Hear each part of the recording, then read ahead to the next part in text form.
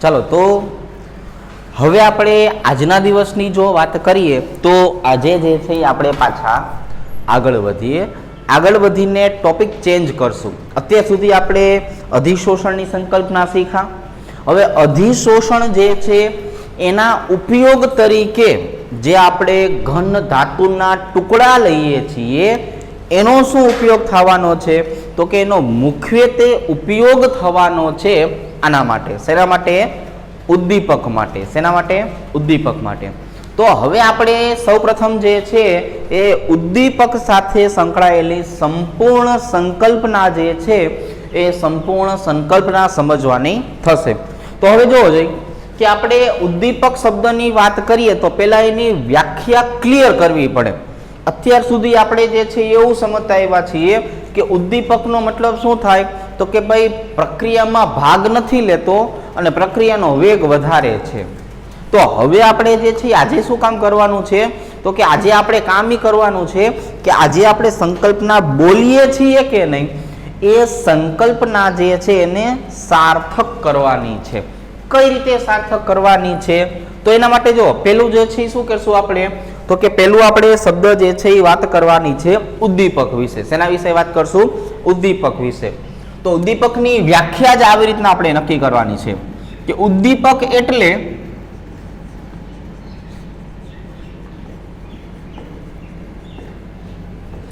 પ્રક્રિયામાં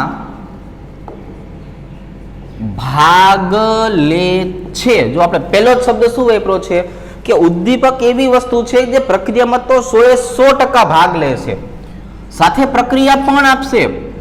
પ્રક્રિયક સાથે જોડાઈને જો બીજા નંબરની વાત કરીએ તો આપણે શું કહેશું કે ઉદ્દીપક એટલે પ્રક્રિયામાં ભાગ લે છે, પ્રક્રિયક સાથે જોડાઈને મધ્યવર્તી સંયોજન બનાવે છે. પ્રક્રિયક સાથે જોડાવાનો પણ છે અને પછી મધ્યવર્તી સંયોજન પણ બનાવે છે. એટલે મધ્યવર્તી સંયોજન બનાવે છે. પ્રક્રિયાની સાંભળજો કેટલી વસ્તુમાં ફેરફાર કરે છે એની આપણે ચર્ચા કરીએ છીએ. સક્રિયકરણ ઉર્જા ઘટાડે છે. પ્રક્રિયાનો ઉર્જા અવરોધ ઘટાડે છે. જો ઉર્જા અવરોધને પણ ઘટાડે છે. અને પછી જે છે એ પ્રક્રિયાના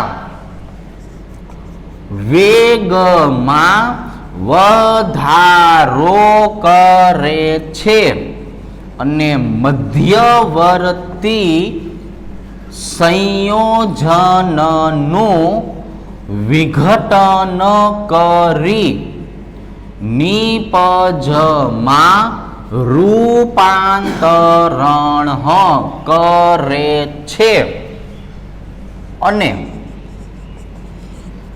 પ્રક્રિયાને અંતે પાછો મળે છે. જોઈ આટલી પ્રક્રિયા જે છે એ એક ઉદ્દીપક સાથે સંકળાયેલી છે અને આ ઉદ્દીપક એની અધિશોષણને આધારે કરતો હોય છે. જો આપણે એક વખત ફરીથી સમજીએ. ફોર એક્ઝામ્પલ આપણી પાસે કોઈ એક રાસાયણિક પ્રક્રિયા છે તો રાસાયણિક પ્રક્રિયામાં પ્રક્રિયક એટલે રિએક્ટન્ટ બોલાય. રિએક્ટન્ટ જે છે ને આપણે કેપિટલ R વડે દર્શાવીએ છીએ, બરોબર છે. નીચે આપણે ગુજરાતીમાં શું લખી નાખીએ? તો કે લખી નાખીએ પ્રક્રિયક. હવે આપણે ઉદ્દીપક જે છે ને ઈ તરીકે દર્શાવીએ છીએ. શેના તરીકે દર્શાવીએ છીએ? ઈ ફોર એન્ઝાઇમ્સ પણ તમે કહી શકો છો. પણ અહીંયા આપણે ઈ એટલે શું સમજવું છે? ઉદ્દીપક. તો એક પ્રક્રિયક છે, એક ઉદ્દીપક છે. આ બંને એકબીજા સાથે જોડાણ અનુભવશે. આ બંને વચ્ચે અધિશોષણની પ્રક્રિયા જે છે એ પ્રક્રિયા થશે અને અધિશોષણની પ્રક્રિયા થાય ત્યારે R અને E એકબીજા સાથે જોડાય છે અને આવું એક સરસ મજાનું મધ્યવર્તી સંયોજન જે છે એ સંયોજન બનાવી નાખે છે. હવે જો આપણે વ્યાખ્યા ઉપર આટો મારવા જઈએ, જો પહેલા આપણે ઉદ્દીપક એટલે આપણો ઈ. હવે જો કટકા પ્રક્રિયા લઈએ પ્રક્રિયામાં ભાગ લે છે. જો પ્રક્રિયા જે છે એની અંદર ખાસ કરીને પોતે વપરાય છે, પોતે આવ્યો, શું કર્યું આવીને, તો કે આવીને એ પ્રક્રિયકને ગોઈતો અને પ્રક્રિયક સાથે જોડાય છે અને પછી જોડાઈને શું બનાવ્યું એને, તો કે એક સરસ મજાનું મધ્યવર્તી સંયોજન બનાવ્યું. ખબર પડે છે શું કીધું આપણે, કે એક તો ઉદ્દીપક એવી વસ્તુ છે જે પ્રક્રિયક સાથે જોડાવાનો છે, પ્રક્રિયામાં ભાગ લેવાનો છે અને સરસ મજાનું મધ્યવર્તી સંયોજન બનાવે છે. હવે જે કંઈ પણ થશે ને એ આટલામાં થશે, જે કંઈ પણ થશે એ આટલામાં થશે. આજે મેં ફૂદડીવાળી પરિસ્થિતિ લખી છે ને એની અંદર શું થશે, તો કે પેલું સક્રિયકરણ ઉર્જા જે છે એ ઘટે છે. સક્રિયકરણ ઉર્જા વિશે હમણાં માહિતી તમને આપું છું, બરોબર છે. બીજું, પ્રક્રિયાનો ઉર્જા અવરોધ ઘટાડે છે, એ પણ હમણાં થોડીક વારમાં સમજાવું છું. અને પ્રક્રિયાના વેગમાં જે છે એ શું કરે છે, વધારો કરે છે. શું કરે છે, વેગમાં વધારો કરે છે. હવે શું થાય છે, જો ત્રણ પ્રવૃત્તિ એને કરી નાખી આવીને, એક તો સક્રિયકરણ ઉર્જા ઘટાડી દીધી, બીજા નંબરની વાત કરીએ ઉર્જા અવરોધને ઘટાડી દીધો, પ્રક્રિયાનો વેગ તરત જ વધારી દીધો અને ત્રીજા નંબરે જોવા જઈએ તો હવે આપણે જે છે આ મધ્યવર્તી સંયોજનનું વિઘટન કરવાનું છે.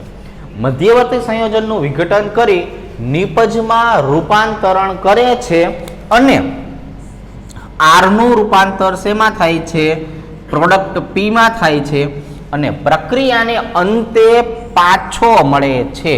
આ બહુ અગત્યની વસ્તુ થઈ. તો અહીંયા જે આપણે પી જે છે, પી ફોર પ્રોડક્ટ એટલે કે આપણી નિપજ. તો આપણી નિપજ જે છે એ આવી રીતે તમે દર્શાવી શકો છો. તો સમજો હવે આપણે અહીંયા જે છે એ સંપૂર્ણ ક્રિયાવિધિ જે છે એ કોની દર્શાવેલી છે, તો કે સંપૂર્ણ ક્રિયાવિધિ જે છે એ દર્શાવેલી છે પ્રક્રિયક જે છે એની અને ઉદ્દીપકની એકબીજા સાથેની જોડાવાની પ્રક્રિયા માટે. તો આવી રીતના જે છે એ તમે દરેક વસ્તુ જે છે ને દર્શાવી શકો છો. જો ફોર એક્ઝામ્પલ હવે હું તમને આ જ વસ્તુ જે છે એ એક જાણીતી પ્રક્રિયા દ્વારા સમજાવું. જાણીતી પ્રક્રિયા લઈએ એટલે શું થાય કે આપણને જે છે આઈડિયા રહે. બંધ પાત્ર લઈ લીધું છે, બંધ પાત્ર જે છે એની અંદર નાઇટ્રોજનના અણુઓ છે, હાઇડ્રોજનના અણુઓ છે, એ પોતપોતાની રીતે જે છે એ શું કરે છે, તો કે અસ્તવ્યસ્ત જે છે એ ગતિ કરતા રહે છે, બરોબર છે. આવી રીતે આ બધાને આપણે ઓળખીએ છીએ. હવે આપણે આની સાથે જે છે એ પાત્રની વચમાં જે છે એ શું કરીએ, તો કે એફીનો ટુકડો જે છે એ એફીનો ટુકડો લઈએ. જો એફીના ટુકડાનું કાંઈ કામ નથી તો એ શું કરવા આવ્યો છે, તો કે એ ઉદ્દીપક તરીકે વર્તવા આવ્યો છે. આપણે જે છે જાણીતી પ્રક્રિયા મેં એટલા માટે કીધું કે તમે આને જોશો એટલે તરત શું કહેશો કે ભાઈ નાઇટ્રોજન જે છે એ તો હાઇડ્રોજન સાથે જોડાશે અને તરત જ એમાંથી જે છે એ એમોનિયા બનાવી નાખશે. આપણે આ પ્રક્રિયાથી તો જાણીતા જ છીએ. તો આમાં લોખંડનો ટુકડો જે ઉદ્દીપક તરીકે કામ કરે છે ને, તો એ ઉદ્દીપકનું કામ શું છે, તો કે પેલા જે છે પોતાની સપાટી ઉપર નાઇટ્રોજનને આકર્ષિત કરે છે. કોને આકર્ષિત કરે છે, નાઇટ્રોજન. તો નાઇટ્રોજન અને લોખંડના ટુકડા બે એકબીજા સાથે જોડાણા, તો કે આ જોડાણા. આને શું કહેવાય, તો આને સરસ ભાષામાં અધિશોષણ કહેવાય. શું કહેવાય આને, એક સરસ ભાષામાં અધિશોષણ કહેવાય. હવે સાથે સાથે કોને આકર્ષિત કર્યા, તો કે સાથે જે છે એ હાઇડ્રોજન જે છે એ હાઇડ્રોજનને પણ આકર્ષિત કર્યા. તો અહીંનો જે નાઇટ્રોજન અને અહીંનો હાઇડ્રોજન બંનેને શું કહેવાય, પ્રક્રિયક કહેવાય. આ બંને ઘટકો જે છે એ કોની સાથે જોડાવા આવ્યા, તો કે બંને ઘટકો જે છે એ ઉદ્દીપક સાથે જોડાવા આવ્યા, એન્ઝાઇમ સાથે જોડાવા આવ્યા. હવે એન્ઝાઇમ સાથે જ્યારે જોડાવા આવ્યા છે કે નહીં, તો એવા સમયે એ બંને વચ્ચે શું થયું, તો કે અહીંયા જે કંઈ પણ થયું ને એને મધ્યવર્તી સંયોજન કહેવામાં આવે છે. અને આ મધ્યવર્તી સંયોજન જે છે એનું વિઘટન થશે એટલે હવે તમે જોઈ શકો છો ત્યાં એમોનિયા વાયુ જે છે એ છૂટા પડે છે. તો એમોનિયા વાયુ જે છે એ શું થયું, પ્રોડક્ટ થયું. તો આ બધી વસ્તુ જે છે ક્યાંથી વહી ગઈ, તો કે લોખંડના ટુકડા ઉપરથી તો વહી ગઈ. તો લોખંડના ટુકડા ઉપરથી વહી ગઈ તો એનો મતલબ એવો થયો કે લોખંડનો ટુકડો જે છે એ આપણને પ્રક્રિયાને અંતે કેવો થયો, પાછો મળ્યો. કેવો થયો, પાછો મળ્યો. તો જો હવે આ જે લોખંડનો ટુકડો આપણને પાછો જે મળેલો છે ને એનો મતલબ એવો થયો કે એને પોતાની સપાટી પાછી ખાલી કરી નાખી. એટલે શું કીધું આપણે? તો કે આ બાજુનો જે હાઇડ્રોજન અને નાઇટ્રોજન લીધા હતા, હવે આ બાજુનો વારો આવશે. મતલબ કે એને વધારાના અણુ જે છે એને પ્રક્રિયા કરવા માટે સપાટી ખાલી પાડી દીધી. તો એનો મતલબ એવો થયો, ઉદ્દીપક એવી વસ્તુ છે, ઉદ્દીપક પોતે એક ઓટલા જેવું કામ કરે છે. શું કરે છે? ઓટલા જેવું કામ કરે છે. જો બપોરનો ટાઈમ હોય તો છોકરા એ ઓટલા ઉપર બેઠા બેઠા ગેમ રમતા હોય, બરોબર છે, તો એ ઓટલો તો અહીંયાનો યાદ રહ્યો.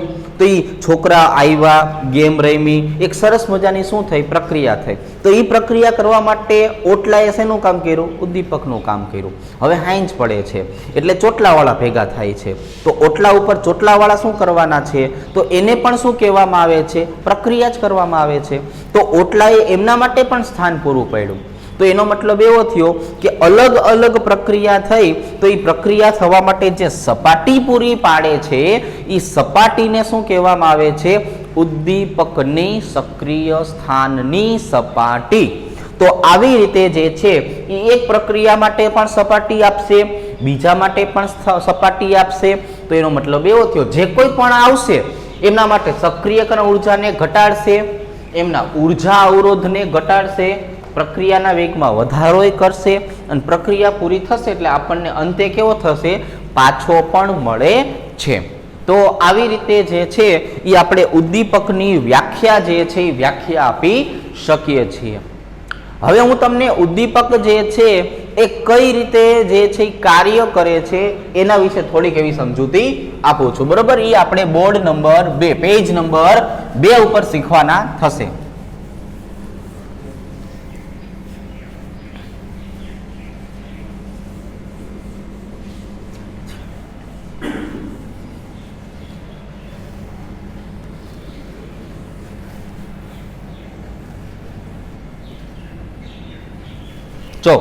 તો હવે આપણે જે છે અહીંયા શું કરીએ છીએ? તો કે ભાઈ અહીંયા જે છે એ ઉદ્દીપક જે છે એ કઈ રીતે કાર્ય કરે છે એ કાર્ય પદ્ધતિ સમજીએ. તો હવે આ જે કાર્ય પદ્ધતિની આપણે જે વાત કરીએ છીએ એ કઈ રીતે છે? તો કે એ આવી રીતે છે. ફોર એક્ઝામ્પલ આપણે જે છે એ શું લઈએ? 2KClO3 એનો મતલબ જે છે આને કહેવામાં આવે છે પોટેશિયમ ક્લોરેટ. હવે આ પોટેશિયમ ક્લોરેટ જે છે એનું આપણે વિઘટન કરવું છે. શું કરવું છે? એનું વિઘટન કરવું છે. ચાલો આપણે એને થોડુંક એવું ટેમ્પરેચર આપી દઈએ. એટલે જેવું તમે આનું વિઘટન કરશો એટલે એમાંથી શું થવાનું છે? 2 અણુ KCl ના છૂટા પડી જશે અને 3 અણુ જે છે એ ઓક્સિજનના છૂટા પડશે. આપણે ઓક્સિજન મેળવવો છે.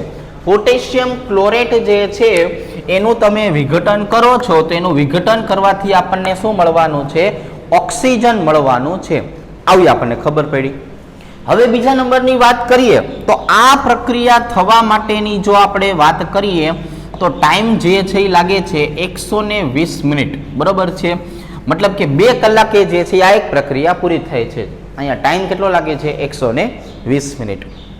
હવે આપણે જે છે એ સેમ વસ્તુની વાત કરીએ કે ભાઈ 2 અણુ KClO3 જ આપણે લેવા છે, સોલિડ સ્વરૂપે હોય ભાઈ ઘટક જે છે આ ભાઈબંધનું નામ પણ પોટેશિયમ ક્લોરેટ જ આપણે લઈએ છીએ.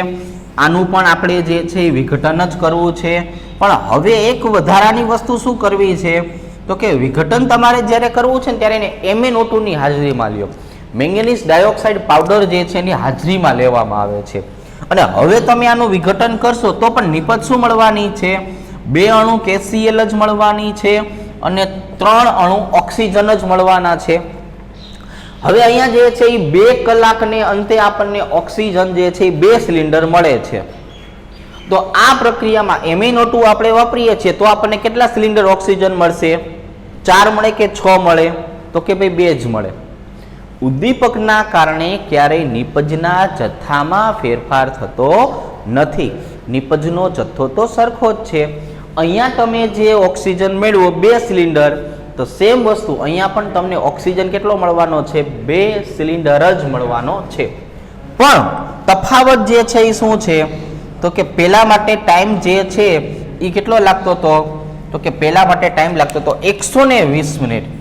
હવે ઉદ્દીપકની હાજરીમાં જે છે એ ટાઈમ લાગે છે માત્ર 20 મિનિટ. તો એનો મતલબ જે છે એ શું થયો કે ઉદ્દીપકનું કાર્ય જે છે એ સમય ઘટાડ્યો. ઓટોમેટિક પ્રક્રિયાનો વેગ કેવો થયો હોય? વધેલો જ હોય. પ્રક્રિયાનો વેગ ક્યારે વધ્યો હોય? જ્યારે એની સક્રિયકરણ ઉર્જા અને ઉર્જા અવરોધ ઘટ્યો હોય ત્યારે. તો આપણે એક વખત વ્યાખ્યા લખી નાખીએ કે ભાઈ સક્રિયકરણ ઉર્જા. હજુ સક્રિયકરણ ઉર્જા શબ્દ આપણે વાપરીએ છીએ એટલે આપણે એવું કહેશું કે ભાઈ આનો મતલબ આવો થાય કે પ્રક્રિયા થવા માટે જરૂરી ન્યૂનતમ ઉર્જા. કોઈ પણ પ્રક્રિયાને થવા માટે જે ઓછામાં ઓછી ઉર્જાની જરૂર પડે છે એને એની સક્રિયકરણ ઉર્જા કહેવામાં આવે છે. ફોર એક્ઝામ્પલ આપણે જે છે એ વાત કરીએ કે આપણે કેમેસ્ટ્રીની જે છે અંદર પાસ થવું છે, તો પાસ થવા માટે આપણે જરૂર કેટલાની છે? તો કે 35 માર્ક્સની જરૂર છે. તો આ 35 માર્ક જે છે એ શું થઈ ગયા? તો કે 35 માર્ક છે એ તમારા મિનિમમ ઉર્જા થઈ કે જો તમારે પાસ થવું હોય તો તમારે ઓછામાં ઓછી કેટલી ઉર્જા લાવવી પડે? 35 માર્ક્સ જેટલી ઉર્જા લાવવી પડે. હવે આપણે જે છે કોઈ એવી પ્રક્રિયાની વાત કરીએ કે જ્યાં આપણે ઉદ્દીપકને ઉપયોગ કરવો છે. તો ઉદ્દીપક શું કરે છે કે ઉદ્દીપકનું કામ એવું છે કે આ જે જરૂરી ઉર્જા હતી ને એમાં પણ ઘટાડો કરે છે. એટલે ઘણા જે છે એને 33 માર્ક આવ્યા હોય 100 માંથી. તો આવા સમયે જે ઉદ્દીપક જે છે એ ફૂદડી બનીને આવે છે. શું બનીને આવે છે? ફૂદડી બનીને આવે છે. અને એ જે બે ફૂદડી જે છે એને શું કર્યું કે જે સક્રિયકરણ ઉર્જા જે છે એ 35 માર્ક્સની હતી, હવે એ જ સક્રિયકરણ ઉર્જા કેટલી કરી નાખી? 33 માર્ક્સની કરી નાખી. પણ અહીંયા ઉદ્દીપકની હાજરી જરૂરી છે. અને ઉદ્દીપક કોણ છે? તો કે ઉદ્દીપક ફૂદડી સ્વરૂપનો છે. એટલે એક એને કામ શું કર્યું? તો કે એક એને કામ એ કર્યું કે એને પ્રક્રિયા થવા માટેની જરૂરી ઉર્જામાં ઘટાડો કર્યો. એટલે આને કહેવાય સક્રિયકરણ ઉર્જા. હવે આપણે એને થોડુંક વ્યવસ્થિત સમજીએ, બરોબર છે? આલેખને આધારે સમજીએ એટલે વધુ ખબર પડશે. આપણી પાસે જે છે એ અહીંયા એક નાનકડો એવો આલેખ જે છે એ આલેખ આપણે લઈ લઈએ.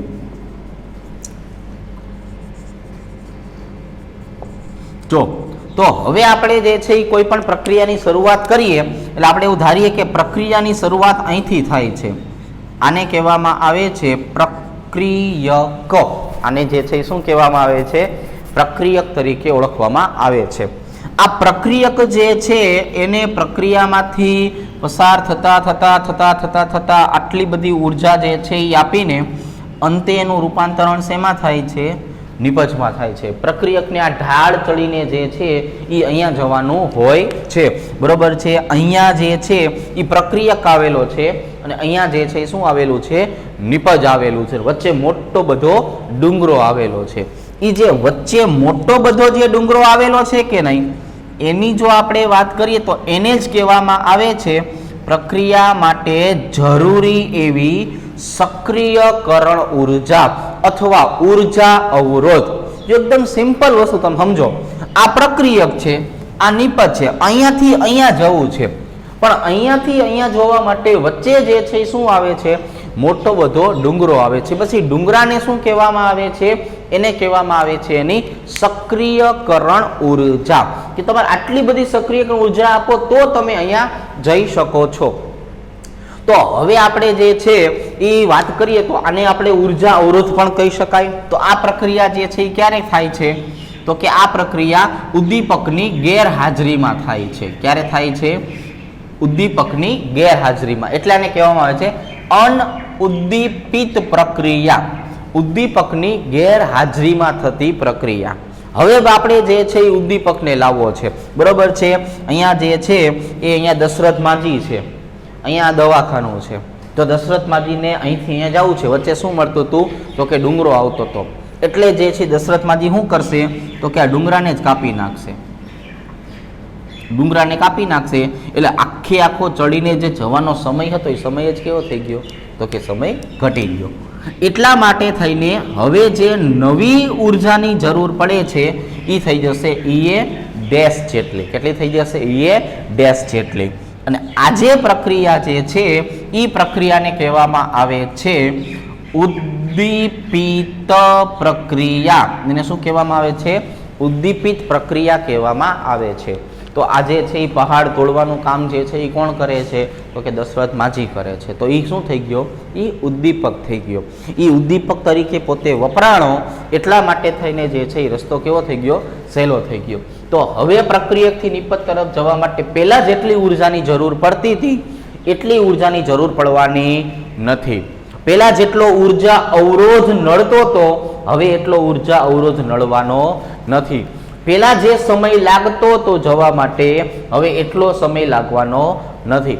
એટલા માટે પ્રક્રિયાના વેગમાં વધારો થાય છે અને પ્રક્રિયાના સમયમાં ઘટાડો થાય છે. આને કહેવામાં આવે છે અનઉદ્દીપિત પ્રક્રિયા, આને કહેવામાં આવે છે ઉદ્દીપિત પ્રક્રિયા. તો આ આપણી પાસે જે છે એ આજનો બોર્ડ નંબર 2 જે છે એ થશે કે જેની અંદર આપણે ઉદ્દીપક જે છે એ ઉદ્દીપકની કાર્ય પદ્ધતિ જે છે એ કાર્ય પદ્ધતિને સમજાવી શકાય. ચાલો હવે આપણે જે છે એ શું કામ કરવાનું છે? તો કે હવે આપણે એકદમ સહેલું કામ કરવાનું છે. બરોબર છે? છતાં પણ પરીક્ષામાં પૂછી શકાય એવો પ્રશ્ન ભણવાનો છે. એટલે પ્રશ્ન સહેલો થઈ જશે અને કામ આપણું સરળ થઈ જશે. હવે આપણે વાત કરવાના છે ઉદ્દીપન અને ઉદ્દીપન જે છે એના પ્રકારો. ઉદ્દીપન પ્રક્રિયાનો અર્થ શું થાય એ સમજાવશું અને ત્યાર પછી ઉદ્દીપન પ્રક્રિયા જે છે એના તફાવત જે છે એ તફાવત સમજવાનું થશે. એટલે એકદમ સરળ પ્રકારનું જે છે એ કાર્ય જે છે એ કાર્ય થઈ જવાનું છે. બહુ જ સહેલું કાર્ય જે છે એ થઈ જશે. તો હવે આપણે પેજ નંબર જે છે એ 3 ની વાત કરીએ. એની અંદર આપણે વાત કરવાનું છે ઉદ્દીપન પ્રક્રિયા અને તેના પ્રકારો. હવે ઉદ્દીપકની હાજરીમાં થતી પ્રક્રિયા જે છે એને ઉદ્દીપન પ્રક્રિયા કહેવાય. જો એકદમ સરળ વ્યાખ્યા થઈ ગઈ ને, વ્યાખ્યા હંમેશા સહેલી સહેલી લખવાની. બરોબર છે? એટલે કોઈ તકલીફ પડે નહીં. શું કહેશું આપણે? તો કે આપણે આવું કહેશું ઉદ્દીપકની હાજરીમાં થતી પ્રક્રિયાને ઉદ્દીપન પ્રક્રિયા કહે છે. જો કેટલી સહેલી થઈ ગઈ કે ઉદ્દીપકની હાજરીમાં જે પ્રક્રિયા થાય ઉદ્દીપન પ્રક્રિયા થાય, વાત પૂરી થઈ જાય. હવે આ ઉદ્દીપન પ્રક્રિયા જે છે એના પાછા 2 પ્રકાર છે. ઉદ્દીપનની જો આપણે વાત કરીએ તો ઉદ્દીપન જે છે એને આપણે 2 ભાગમાં વહેંચી દઈશું. પહેલો ભાગ જે છે એને નામ આપવાનું છે સમાંગ ઉદ્દીપન. શું નામ આપવાનું છે એને? સમાંગ ઉદ્દીપન. અને બીજું જે છે એને શું નામ આપવાનું છે? વિષમાંગ ઉદ્દીપન. પહેલો ભાગ કે જેને આપણે કહેવાનું છે સમાંગ ઉદ્દીપન અને બીજો ભાગ જે છે એ બીજા ભાગને કહેવાનું છે વિષમાંગ ઉદ્દીપન તરીકે ઓળખવામાં આવે છે. સમાંગ અને વિષમાંગ. સમાંગ ઉદ્દીપન, વિષમાંગ ઉદ્દીપન. બરોબર છે? ચાલો તો હવે આપણે આ જે સમાંગ અને વિષમાંગ શબ્દ જે છે એની જો ચર્ચા કરીએ તો એને કઈ રીતે સમજાવશું? તો એના ઉપર તરફ જઈએ. એટલે પેલું જે છે એ પાર્ટ એમાં આપણે લખી નાખવું છે સમાંગ ઉદ્દીપન. તો આપણે પાછી વ્યાખ્યા આપવી પડશે. તો સમાંગ ઉદ્દીપન જે છે એની જો મારે વ્યાખ્યા આપવાની થાય તો આપણે આવી રીતે સમજાવશું કે જ્યારે પ્રક્રિયકો તથા નિપજોની ભૌતિક અવસ્થા અથવા કલા. બરાબર છે? જે શબ્દ તમને સારો લાગે તમે શબ્દ વાપરી શકો છો. તો કે જ્યારે પ્રક્રિયકો તથા નિપજોની ભૌતિક અવસ્થા કલા એક સમાન હોય છે ત્યારે તેવી પ્રક્રિયાને શું કહેવામાં આવે છે? સમાંગ ઉદ્દીપનની પ્રક્રિયા કહે છે. કઈ પ્રક્રિયા કહે છે? સમાંગ ઉદ્દીપનની પ્રક્રિયા કહે છે. એટલે જ્યારે પ્રક્રિયકો તથા નિપજોની ભૌતિક અવસ્થા અથવા કલા એક જ સરખી હોય, એક જ સમાન હોય ત્યારે તેવી પ્રક્રિયાને આપણે શેના તરીકે ઓળખવાનું છે? એને ઓળખવાનું છે સમાંગ ઉદ્દીપન તરીકે. હવે જો આપણે એના ઉદાહરણ જોવાના છે. ફોર એક્ઝામ્પલ આપણે ઉદાહરણ નંબર 1 ની વાત કરીએ. જો આના વિશે આપણે શીખેલા છીએ કે ભાઈ આપણી પાસે ઓઝોન વાયુનું જે સ્તર હતું એના વિશે આપણે શીખેલા છીએ ને. તો ઓઝોન વાયુનું સ્તર જે છે એ જ્યારે ક્લોરીન મુક્ત મૂલક જે છે એના સંપર્કમાં આવતું હતું એટલે ઓઝોન સ્તર જે છે એમાં શું થતા હતા? ગાબડા પડતા હતા. ક્લોરીન મોનોક્સાઇડ જે છે એ બનતો હતો અને ઓક્સિજન વાયુ બનતો હતો. એ પાછો ફરીથી બીજી વખત જે છે એ જોડાતો હતો અને પાછું જે છે એનું ફરીથી ને ફરીથી જે છે એ વિઘટન થયા કરતું હતું. તો એનો મતલબ એવો થયો કે આને આપણે નામ શું આપવાનું છે? આને નામ આપવાનું છે ઓઝોન સ્તરના ગાબડા. તો જ્યારે ઓઝોન સ્તરમાં ગાબડા પડે છે ને ત્યારે આ પ્રક્રિયા થતી હોય છે. પણ આપણે કઈ વાત ઉપર ફોકસ કરવાનું છે? તો કે પ્રક્રિયા તમે કયો લીધો છે? વાયુ અવસ્થાનો. તમે નિપજ કઈ લીધેલી છે? વાયુ અવસ્થાની. તો આવી પ્રક્રિયામાં તમારે દરેકે દરેક ઘટકોની અવસ્થા દર્શાવવી ફરજિયાત હોય છે. આપણે કેવું પડે કે બીજો વાયુમાં જ છે એટલા માટે થઈને આ પ્રક્રિયા જે છે એ પ્રક્રિયા અત્યારે આપણને જે છે એ જોવા મળે છે. હવે આપણે જે છે આવી જ રીતે શું કરીએ છીએ? તો કે આવી જ રીતે જે છે એ ઉદાહરણ નંબર 2 ની વાત કરીએ છીએ. શું કરીએ છીએ? ઉદાહરણ નંબર 2 ની વાત કરીએ છીએ. તો બીજા નંબરના ઉદાહરણ જે છે એની જો આપણે ચર્ચા કરીએ તો આપણે આવી રીતે સમજાવશું કે SO2 ગેસ જે છે એની પ્રક્રિયા 1/2 ઓક્સિજન ગેસ સાથે કરીએ નાઇટ્રિક ઓક્સાઇડ ઉદ્દીપકની હાજરીમાં. કોની હાજરીમાં? નાઇટ્રિક ઓક્સાઇડ ઉદ્દીપકની હાજરીમાં. એટલે એનું રૂપાંતરણ જે છે એ શેમાં થાય છે? તો કે SO3 ગેસમાં થાય છે. તો આને આપણે જે છે એ કહેવાનું છે લેડ ચેમ્બર પ્રવિધિ દ્વારા H2SO4 નું ઉત્પાદન. કે જ્યારે આપણે જે છે ને કમ્પેરિઝન કરવાની છે બીજા ઉદાહરણની કે લેડ ચેમ્બર પ્રવિધિ દ્વારા અને સંપર્ક વિધિ દ્વારા H2SO4 બનાવું ત્યારે સમીકરણ આ જ હશે પણ વચ્ચેનો જે છે એ ઉદ્દીપક જે છે ને એ બદલાઈ જશે. તો અહીંયા ઉદ્દીપક કેવો છે? વાયુ અવસ્થામાં. પ્રક્રિયકો કેવા છે? વાયુ અવસ્થામાં. વ્યાખ્યા શું કીધી છે? કે ભૌતિક અવસ્થા અથવા કલા કેવી હોવી જોઈએ? એક જ સમાન હોવી જોઈએ. તો જો બંનેની ભૌતિક અવસ્થા કલા એક જ સરખી હોય તો આમને કહેવામાં આવે છે સમાંગ ઉદ્દીપન.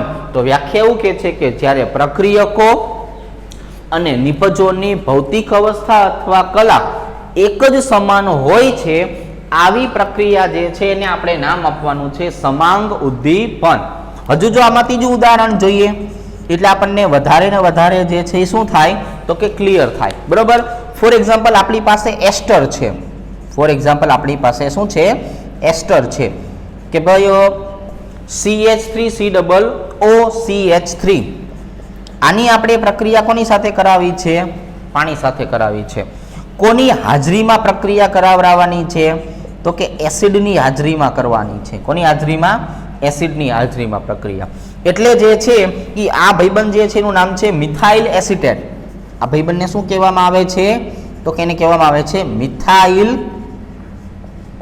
એસિટેટ કહેવામાં આવે છે. પાણી જેવું નાખશો ને એટલે એમાંથી તરત જ એક બની જશે એસિટિક એસિડ અને બીજું જે છે એ શું બની જવાનું છે? મિથેનોલ બની જવાનું છે. શું બની જવાનું છે? મિથેનોલ બની જવાનું છે. પાણીની હાજરીમાં પ્રક્રિયા કરી એક્યુએસ. હવે અહીંયા આપણે એ નથી જોવાનું કે અહીંયા આ તો L લખ્યું છે ને અહીંયા AQ લખ્યું છે. અવસ્થા જોવાની છે. આનો મતલબ થાય પ્રવાહી અવસ્થા, આનો મતલબ થાય જલીય અવસ્થા. મૂળ બે હોય તો પ્રવાહી તે, તો અવસ્થા કઈ થઈ? પ્રવાહી થઈ. આ પાણીમાં બનેલા છે, આ પાણી જેવા છે, મતલબ અવસ્થા પ્રવાહી થઈ. એટલા માટે આને આપણે કહેવાનું છે એસ્ટરનું વિઘટન. એસ્ટરનું વિઘટન જે છે, વિઘટન શબ્દ ન વાપરો હોય તો જળ વિભાજન શબ્દ વાપરી શકાય. તો એસ્ટરનું જળ વિભાજન પ્રક્રિયા જે છે એની જો વાત કરીએ તો એમાંથી શું બનવાનું છે? એમાંથી બનવાનું છે એસિટિક એસિડ. અને સાથે સાથે જે છે એ શું બનવાનું છે બીજા નંબરે, તો કે બીજા નંબરે બને છે મિથેનોલ, અને સાથે સાથે બનવાનું છે મિથેનોલ. તો હવે આપણી પાસે જે છે એ બોર્ડ નંબર 3 તૈયાર થઈ ગયું છે. શું લખી નાખશું આની અંદર, તો કે આની અંદર જે છે આપણે કહી દઈશું કે ઉદ્દીપકની હાજરીમાં પ્રક્રિયા કરો તો એને ઉદ્દીપન પ્રક્રિયા કહેવાય. આ ઉદ્દીપન પ્રક્રિયાને બે ભાગમાં વહેંચી શકાય, સમાંગ, વિષમાંગ. સમાંગ શબ્દનો મતલબ શું થાય, પ્રક્રિયકો અને નિપજો બેની ભૌતિક અવસ્થા કલા એક સમાન હોવી જોઈએ. બરોબર છે. 1, 2 અને 3 આપણે એના ઉદાહરણ જે છે એ દર્શાવવાના થશે. અને પછી આપણે જે છે એ ઓઝોન સ્તરના ગાબડાની વાત કરીએ, લેડ ચેમ્બર પ્રવિધિ દ્વારા H2SO4 ની વાત કરીએ, કે એસ્ટરનું જળ વિભાજન કહીએ. દરેક વસ્તુ જે છે એમાં પ્રક્રિયકો અને નિપજોની અવસ્થા ખાસ સરખી હોવી જરૂરી છે. બરોબર છે. ચાલો હવે આવી જ રીતે આપણે જે છે એ વિષમાંગ વિશે જે છે એ આજે સમજવાનું થશે. બરોબર છે. જો બહુ જ સરખું છે, જેવું તમે સમાંગ શીખા કે નહીં એટલે 50% વસ્તુ તમારા મગજમાં ક્લિયર થઈ જવી જોઈએ કે વિષમાંગમાં હવે આવવાનું શું છે, તરત ખબર પડવા માંડવી જોઈએ ને હવે તો, કે ભાઈ અહીંયા આવું હોવું જોઈએ, અહીંયા કવિ શું કહેવા માંગે છે એ તમારે કવિની વેદના જે છે એ તમને સમજાઈ જવી જોઈએ. બરોબર છે. તમે અનુભવી અથવા જોઈએ કે હા હવે આ જગ્યાએ કવિનું હૃદય જે છે એ થોડુંક દ્રવિત થવાનું છે. જુઓ તારે કઈ જગ્યાએ જે છે એ થાય છે.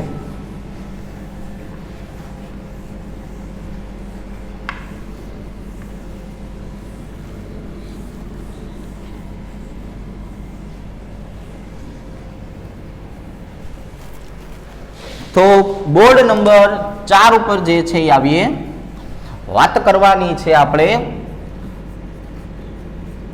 વિષમાંગ ઉદ્દીપન.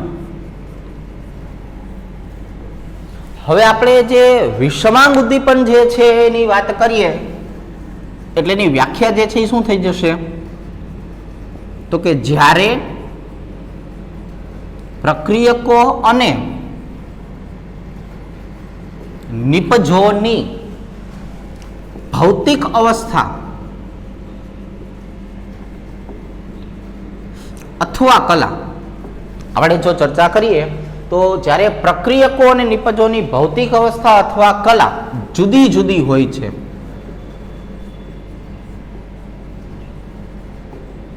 ત્યારે આમને જે છે શું કહેવામાં આવે છે, તો કે ત્યારે આમને કહેવામાં આવે છે વિષમાંગ ઉદ્દીપન. ઉદાહરણ લેશું એટલે આપણને વધુ આઈડિયા આવશે. ઉદાહરણ નંબર 1 જે છે એ જૂનું અને જાણીતું. બરોબર છે. નાઇટ્રોજન ગેસ વત્તા હાઇડ્રોજન ગેસ. બરોબર છે. નાઇટ્રોજન વત્તા હાઇડ્રોજન ગેસ કોની હાજરીમાં પ્રક્રિયા થતી હોય છે, તો કે આ દરેક વસ્તુ જે છે ને આપણે ઓળખતા જોઈએ છીએ, જૂના અને જાણીતા મૂડીવાળા. બરોબર છે. કોણ છે આ, તો કે ભાઈ અહીંયા લખી નાખશું Fe સોલિડ. તમે Fe નો ભૂકો પણ લઈ શકો છો. બરોબર. એટલે તરત જ આમાંથી નિપજ શું બનવાની છે, 2 અણુ જે છે એ એમોનિયા બને છે. નામ આપી દઈએ બાજુમાં એટલે આગળ વધાય.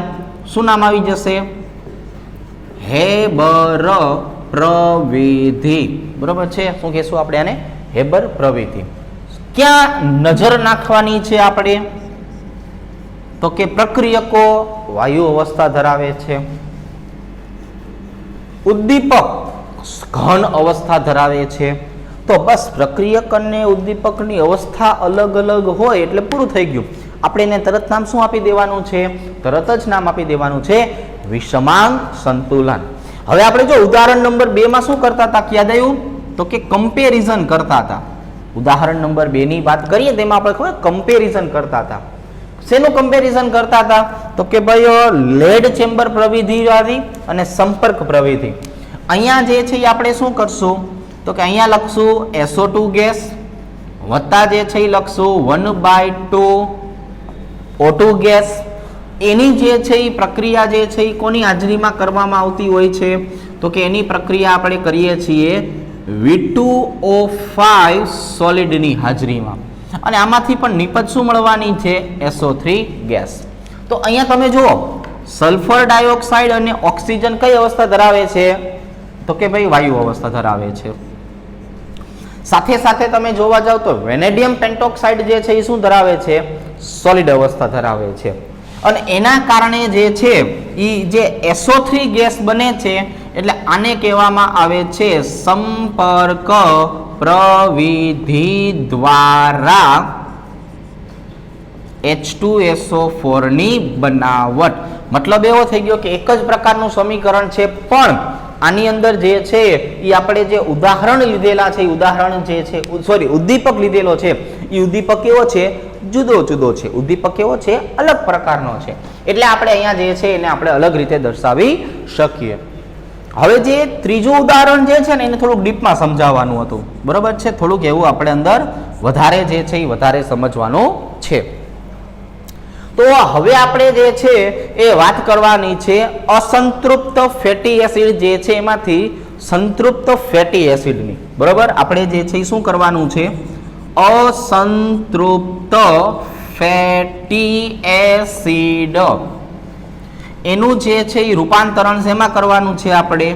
તો કે સંતૃપ્ત ફેટી એસિડ જે છે એમાં કરવાનું છે. વનસ્પતિ ઘીમાંથી આપણે વનસ્પતિ તેલ બનાવવાનું થશે. બરોબર છે? તો એ જે એસ્ટર જે છે એ એસ્ટરનું આપણે સાદા જે છે એ સાદા ઘટકમાં રૂપાંતરણ કરવાનું છે. અને આના માટે આપણે જે છે એ જરૂર પડવાની છે રેની નિકલની. શેની જરૂર પડવાની છે? રેની નિકલ. જો રેની શબ્દ જે છે એનો મતલબ થાય છે દાણેદાર. ગુજરાતીમાં આપણે એને શું કહીએ છીએ?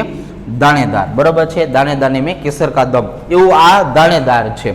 તો હવે આપણે જે છે આના જે નાના નાના ટુકડા છે નિકલના, એની હાજરીમાં પ્રક્રિયા કરશું. હવે અસંતૃપ્ત અને સંતૃપ્ત એ બંનેનો તફાવત એટલે આવો થયો કે તમે sp2 અથવા sp સંકરણ જે છે એનું રૂપાંતરણ શેમાં કરો છો?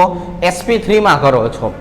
અને જે ફેટી એસિડ શબ્દ જે છે એની ચર્ચા જો આપણે કરીએ તો ફેટી એસિડ જે છે એનો મતલબ થવાનો છે કે કાર્બનની સંખ્યા 15 કરતા જ્યારે વધી જાય છે એટલે વધારે દળ ધરાવતા જે ઘટકો છે, વધુ ઘનતા ધરાવતા ઘટકો છે ને ફેટી શબ્દ વડે દર્શાવવામાં આવે છે. આવા એસિડ જે છે એ ઘન અવસ્થા તરફ આગળ વધતા હોય છે. એટલે આપણે એને કહેવાનું છે વનસ્પતિ ઘીમાંથી વનસ્પતિ તેલની બનાવટ.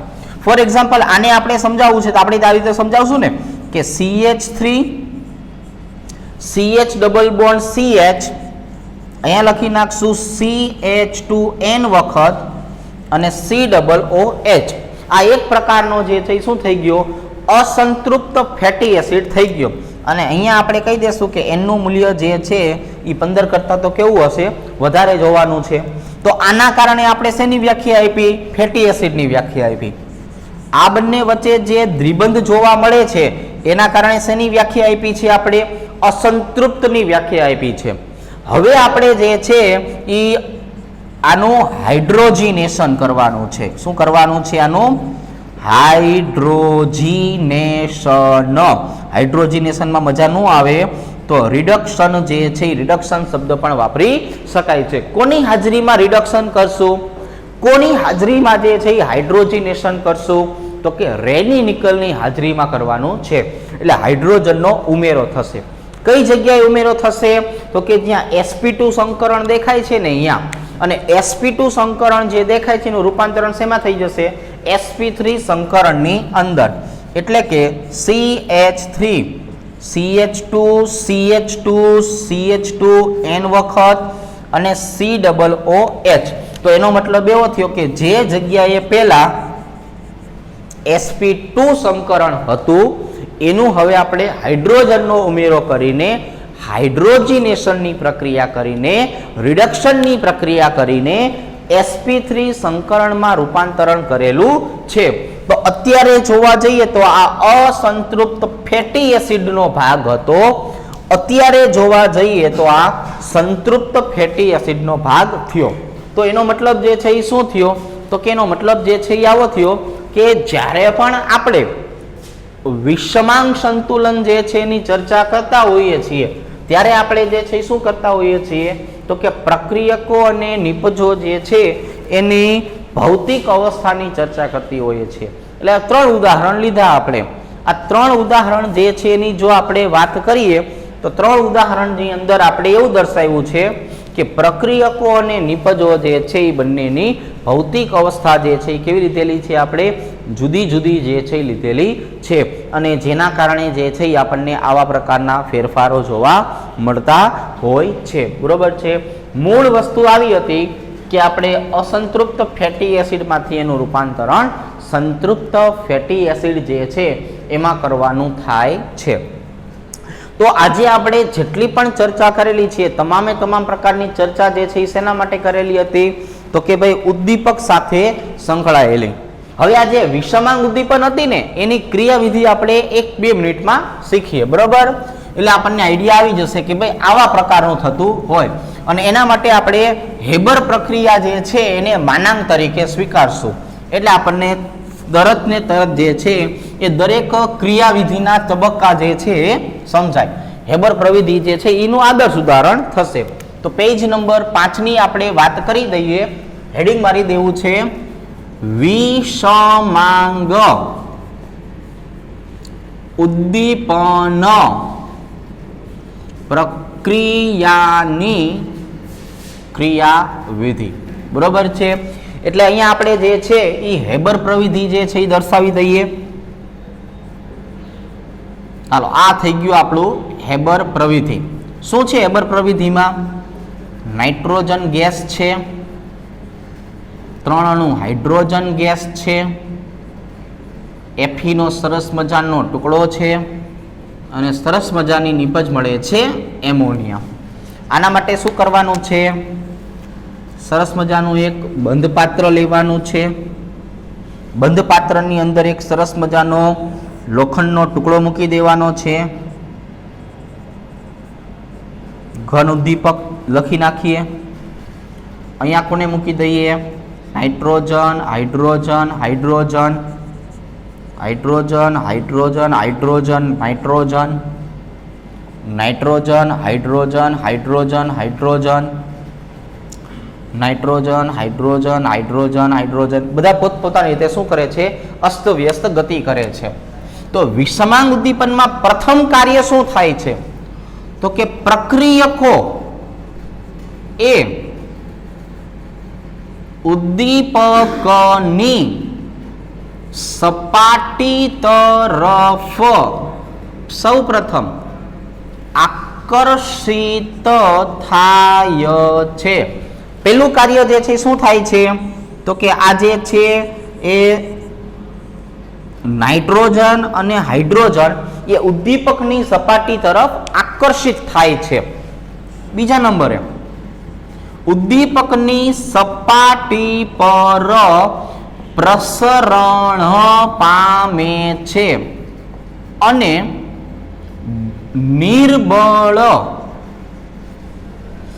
વાન્ડરવાલ્સ આકર્ષણ દ્વારા જોડાય છે.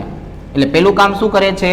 તો કે હાઇડ્રોજન અને નાઇટ્રોજન બધા જે છે એ લોખંડના ટુકડા ઉપર જે છે એ પ્રસરિત થાય છે, અને પ્રસરિત થઈને કોઈ સારી જગ્યા મળી જાય એટલે સારી જગ્યાએ જે છે એ નિર્બળ આકર્ષણ બળ દ્વારા જોડાય છે. ત્રીજું કામ શું કરે છે? તો કે ભાઈ ત્રીજું કામ એ કરે છે કે ઉદ્દીપકની સપાટી પર મધ્યવર્તી સંયોજન જે છે એ સંયોજન બનાવે છે. એટલે જે જગ્યાએ પ્રસરણ પામ્યા એટલે અહીંયા શું થયું? મધ્યવર્તી સંયોજન બનાવે છે. મધ્યવર્તી સંયોજનનું વિઘટન થાય છે. એટલે મધ્યવર્તી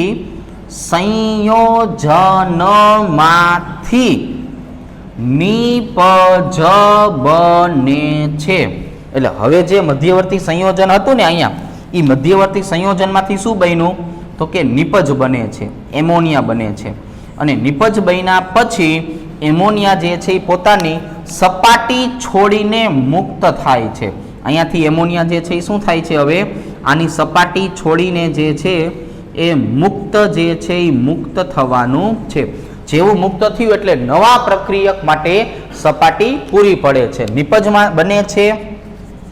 નિપજનું અપશોષણ થાય છે.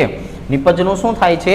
અપશોષણ થાય છે, જેથી બીજા પ્રક્રિયકને સપાટી મળી રહે. એટલે આ પ્રક્રિયા કન્ટિન્યુ થશે. શું થશે કન્ટિન્યુમાં? તો કે પ્રક્રિયકના અણુ આવશે, સપાટી ઉપર પ્રસરણ પામશે, સારું લાગશે, અહીંયા જોડાશે, જોડાઈને જે છે રૂપાંતર શેમાં થશે? નિપજમાં થશે, અને નિપજ અપશોષણ થશે એટલે જગ્યા ખાલી થઈ જશે, અને હવે એના ઉપર જે છે એ નવો પ્રક્રિયક જે છે એ નવો પ્રક્રિયક જોડાય છે. બરોબર છે? ઓકે. તો આ જે હતી એને કહેવામાં આવે છે વિષમાંગ ઉદ્દીપન પ્રક્રિયાની ક્રિયાવિધિ, કે સપાટી તરફ આકર્ષિત થવું, પ્રસરણ પામવું, નિર્બળ જોડાવું, મધ્યવર્તી સંયોજન બનાવવું, નિપજ બનવી, નિપજનું અપશોષણ થવું, અને અપશોષણ પામીને નવી જે છે એ નવી પ્રક્રિયા માટે જગ્યા ખાલી કરવી. તો હવે આપણે જે છે એ આજ અહીંયા સુધી જે છે એ રાખીએ છીએ. બરોબર છે? ચાલો કાલે પાછા આપણે આના કરતાં આગળ વધવાનું થશે. ઓકે, ચાલો.